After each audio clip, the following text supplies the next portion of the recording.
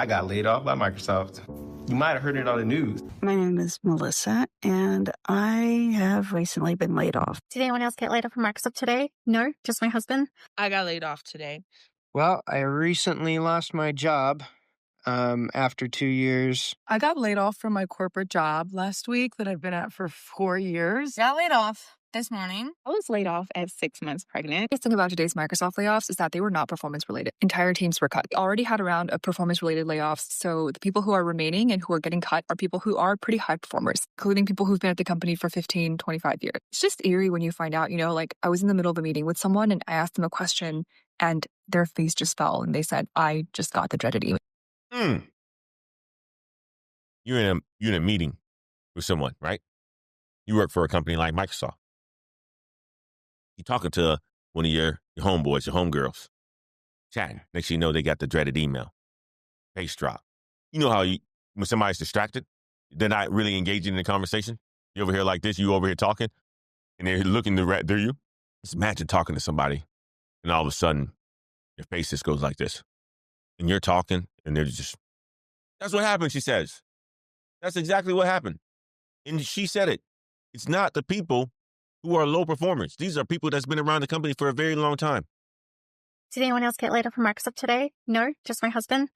Yeah, unfortunately, we had some surprise news this morning. There was a bunch of layoffs at Microsoft, and a lot of people in Seattle, Bellevue area did get laid off with severance packages, including him. So we now have a big decision to make, whether we stay here in the US or go back to Australia. It all depends on where he can find another job. If anyone has any job opportunities or contacts for, jobs in tech, in program management, coding, that kind of stuff, just hit me up in the comments, especially if it's here in the Seattle, Bellevue area or even back in Australia, like in Sydney, Sunshine Coast, Brizzy. We're open. She's out there advocating for her husband. That's a good wife right there. That is a good wife. She's talking about the layoffs, advocating for her husband. Has a beautiful accent. Good-looking lady, good-looking wife. Husband, program management, software development, laid off. Been with the company for a long time. Moved the entire family from Australia to Seattle area, the Bellevue area. Laid off. Now, they're open to opportunities inside of the United States. She's advocating for it. Or back at home in Australia. This is what's happening, guys. This is the reality of what people are going through. Listen to some more. In Sydney, Sunshine Coast, Brizzy, we're open. Yeah, I got laid off my job.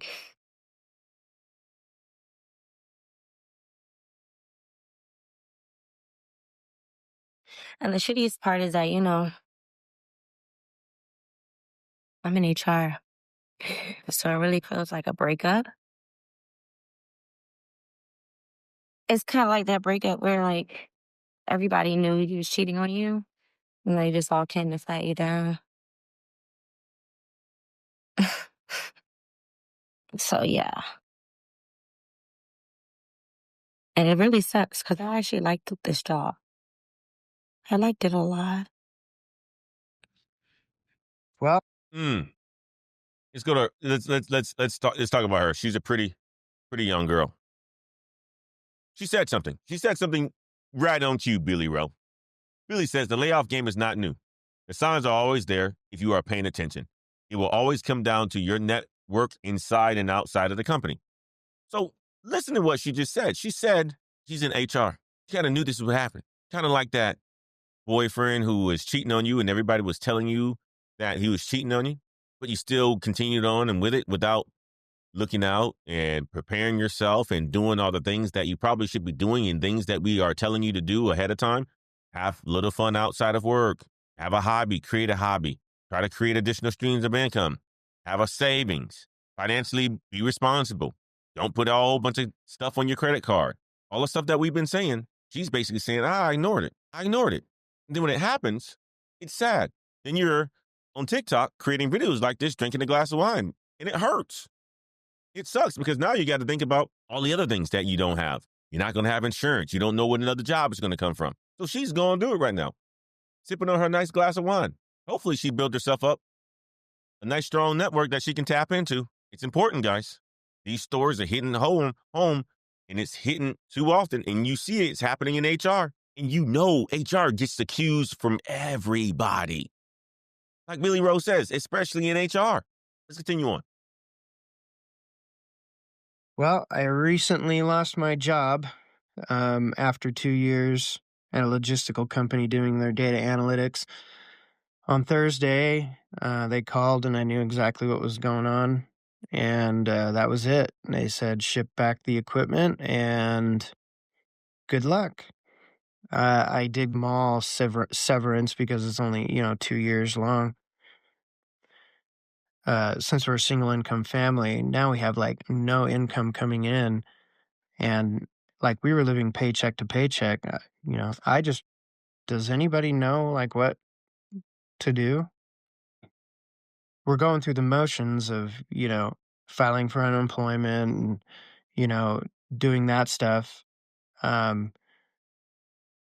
and I'm going to start teaching music, which is something I wanted to do, but I know it's not going to be it's not going to be enough.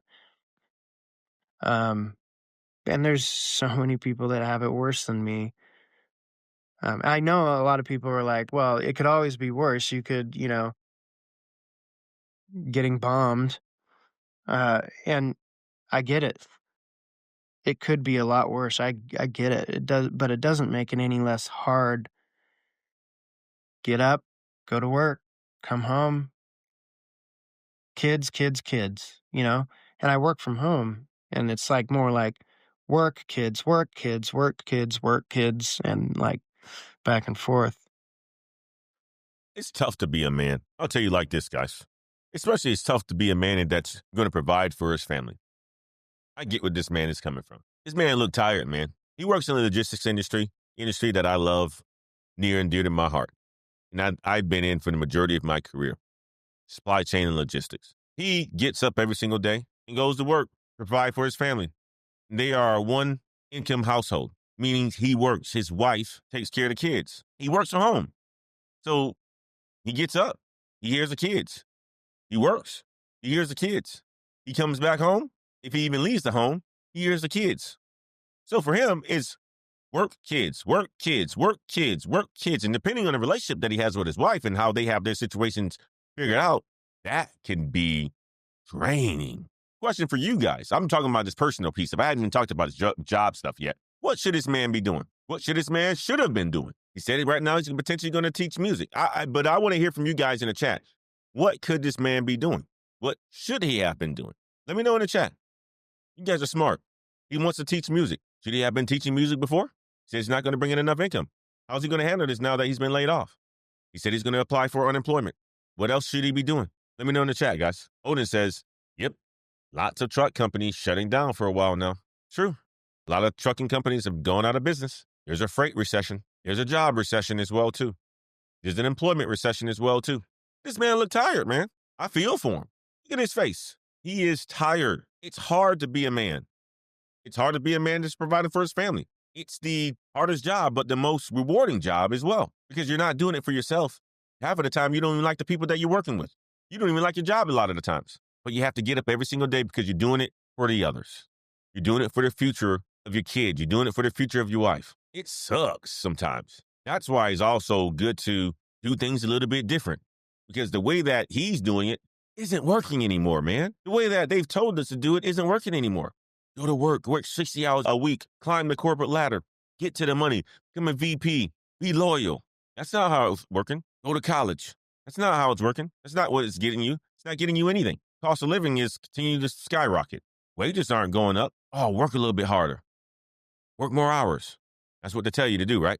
Killing yourself. You don't have the energy to do anything with your kids when you come home. Kids want to play football. Your kids want to play basketball. Your kids want to play baseball. You don't even have time to take them to practice. You don't even have time to take them to games. Next thing you know, you got another man, another woman that's coaching your kids. They have the genes to be potential star athletes, but they don't get the game from dad, or they don't get the game from the right people. They're influenced by a whole bunch of knuckleheads. Things start to go south. And it's all because of the choices that we make in our careers a lot of the times. Or if we have too many kids, or if we choose to get married. Going back to Stevenson. Stevenson says he needs to book a coaching session ASAP. You are right. I love it, Stevenson. I love it, man. You are absolutely right, though. He needs to book a coaching session. Agreed. Oh, let's continue on. But there's a lot more people out there that have it worse than me, but Laid off from my corporate job last week that I've been at for 4 years. And I wanted to make a video talking about it just because I know a lot of other people are going through this as well. At first, I was really embarrassed, but there's nothing to be embarrassed about because the economy and the job market and everything is just really crazy right now. It was wild. I was in the office and they said, your last day's tomorrow. Pack it up, send your laptop back. I know I didn't post a lot about my 9 to 5 on here, but I would do like little videos in the office and bring Poppy to my coworkers and show my outfits and work events. I just wanted to be transparent with you guys. I'm 28 years ago, I started in this building as a contractor. And I know a lot of you guys want story time as to the last video. Listen, I don't want to leave. I like my job here.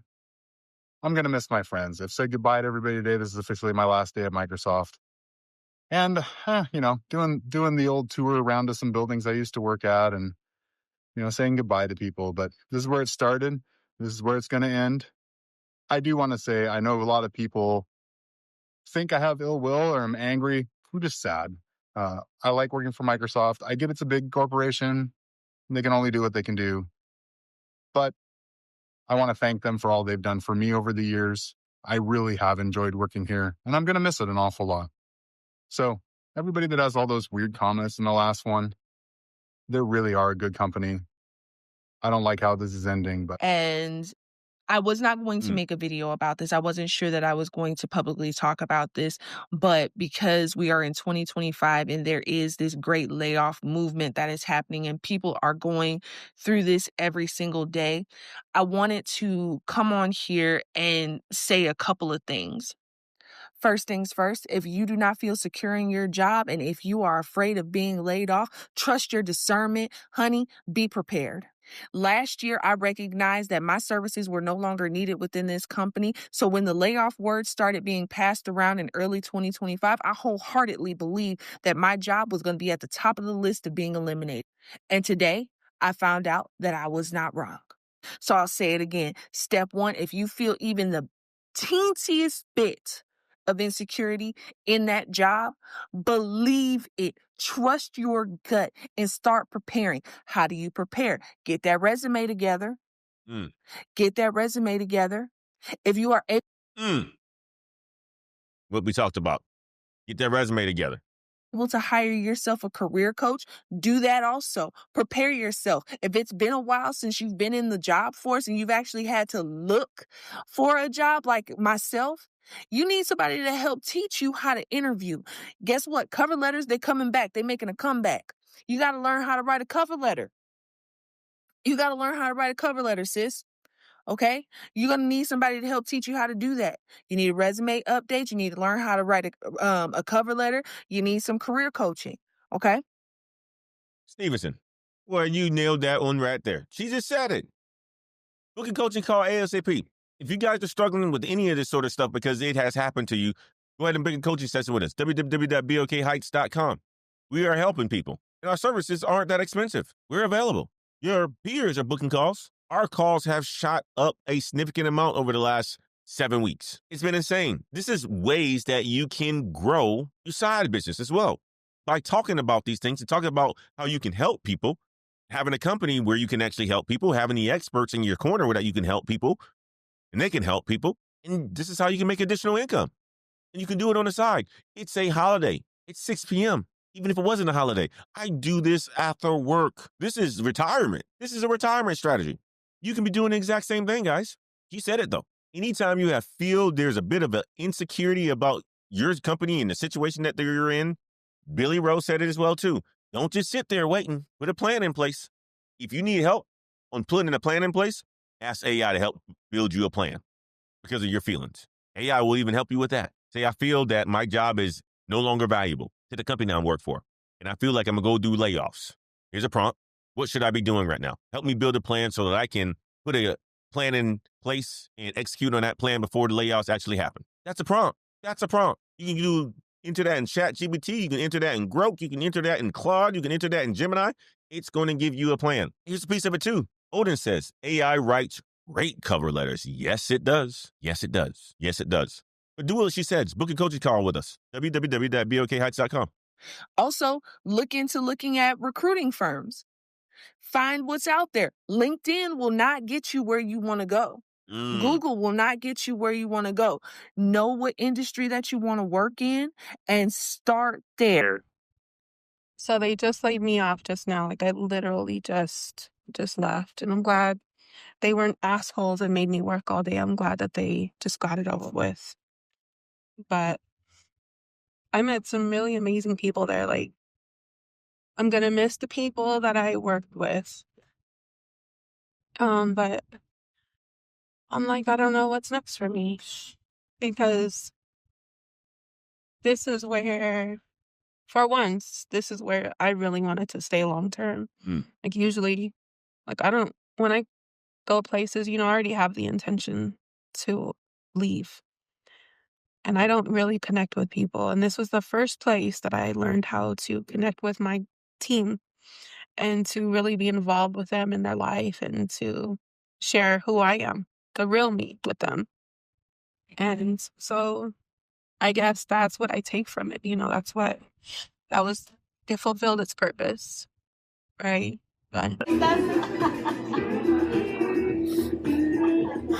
it didn't really hit me until now. Because my coworkers started messaging me. I lost my appetite after that. I still haven't had a call with my manager yet, but my biggest takeaway is don't let your job work you.